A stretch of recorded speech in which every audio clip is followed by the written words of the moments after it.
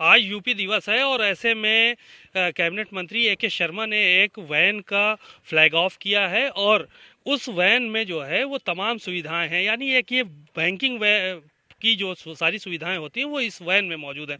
Sir, क्या क्या सुविधाएं हैं इस और यूपी दिवस के अवसर पर और क्या कुछ कार्यक्रम हो रहे हैं? उत्तर प्रदेश भारत का एक सिरमौर प्रदेश है, राज्य है।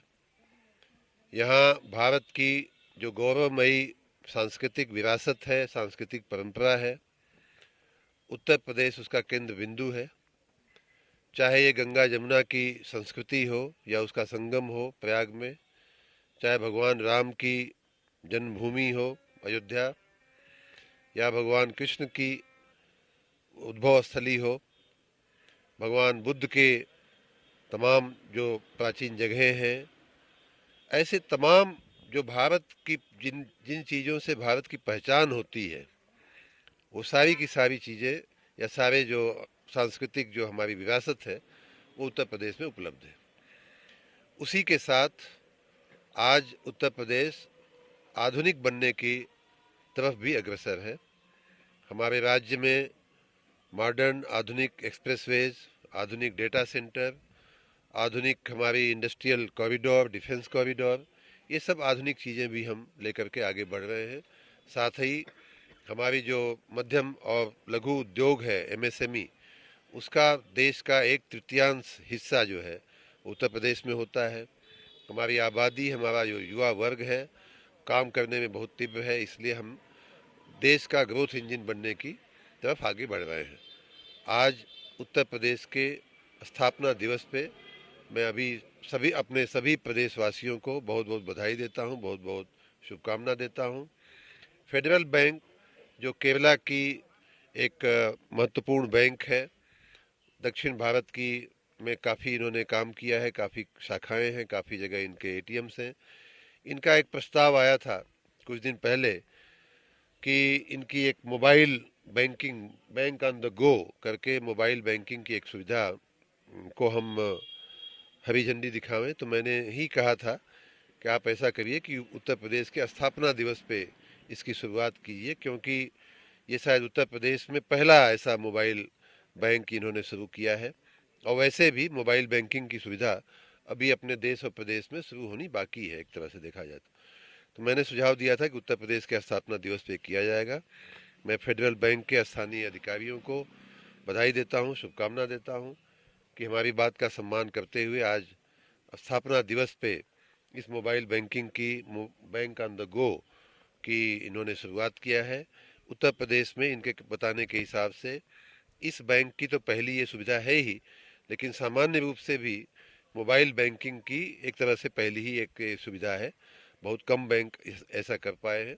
इसमें जो प्रमुख रूप से जो सुविधाएं दी गई हैं, उसमें आप एटीएम से पैसा निकाल सकते हैं, अपनी चेकबुक, अपनी जो पासबुक है, उसको आप अपडेट कर सकते हैं। अपना पासबुक का रेलेवेंट पन्ना अगर खोल करके वहाँ रखेंगे, अकाउंट नंबर डालेंगे, तो ओटीपी आएगा आपके नंबर पे, जो आपका टेलीफोन नंबर होगा, और उसको आप ऑथेंटिकेट करेंगे तो आपकी पासबुक जो है प्रिंट हो जाएगी। और एक तीसरी सुविधा है कि आप पैसा भी ट्रांसफ़र कर सकते हैं, आरटीजीएस कर सकते हैं। इस बैंक से किसी भी बैंक में आप आ, पैसा भेज सकते हैं। ये सारी बहुत ही महत्वपूर्ण जो बैंक की मुख्य तीन चार जो सर्विसेज होती हैं, उन सभी तीन चार मुख्य सर्विसेज को लेकर के ये बैंक ऑन द गो नाम की मोबाइल बैंकिंग की सुविधा इन्होंने शुरू किया है। बहुत ही अनुकरणीय है। मैं चाहूँगा कि अन्य बैंक भी इसका अनुकरण करें। और मैं फेडरल बैंक के तमाम जो मालिक हैं, जो इसके डायरेक्टर हैं, यहाँ के जो स्थानीय अधिकारी कर्मचारी हैं, अब्बास जी हैं यहाँ, इन सबको मैं बधाई और शुभकामना देता हूँ। G20 की बैठक भी होने वाली है सर, और साथ ही साथ ग्लोबल इन्वेस्टर समिट 10 से 15 तारीख तक का एक बड़ा कार्यक्रम है उत्तर प्रदेश में। लेकिन विपक्ष कह रहा है ये सब पूरा सिर्फ फजूल खर्ची है, पैसा खर्च किया जा रहा है, कुछ होने वाला नहीं है उत्तर प्रदेश में। विपक्ष को जब मौके थे, जब काम करने का समय था, तो वो गोली और बंदूक बनाने में और गोली बंदूक की फैक्ट्रियां चलाने में व्यस्त थे। लोगों की के इज्जत के से खिलवाड़ करने में व्यस्त थे। लोगों की रोजी रोटी छीनने में व्यस्त थे, अपने परिवारजनों को रोजी रोटी, हमारे होनहार विद्यार्थियों को जो प्रतिस्पर्धा की जो परीक्षाएं होती हैं उनमें से उनके मार्क्स चोरी करके अपने रिश्तेदारों को नौकरी दिलाने में व्यस्त थे। तो इस तरह के विपक्ष की बातों में पहली बात तो जनता को आना नहीं चाहिए। दूसरी बात कि G20 जो है विश्व की एक बहुत ही प्रख्यात और कई दशकों से चल रही एक परंपरा है।